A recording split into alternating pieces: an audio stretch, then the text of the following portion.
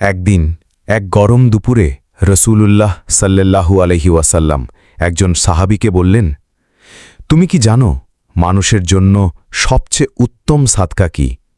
সাহাবী বললেন, আল্লাহ ও তার রসূল ভালো জানেন। রসূলুল্লাহ সাল্লাল্লাহু আলাইহি ওয়াসাল্লাম বললেন, এক গ্লাস ঠান্ডা পানি যখন একজন তৃষ্ণার্থ মানুষ সেটা পান করে।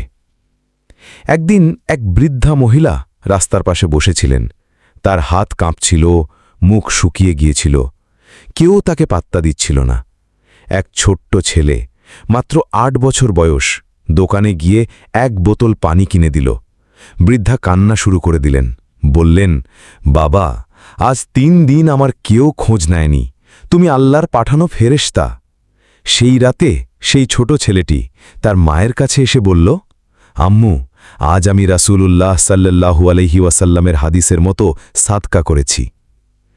এক গ্লাস পানি যদি জান্নাতের দরজা খুলে দিতে পারে, তাহলে আমরা প্রতিদিন ছোট ছোট কাজ দিয়ে কত বড় নেকি অর্জন করতে পারি ভাবুন একবার।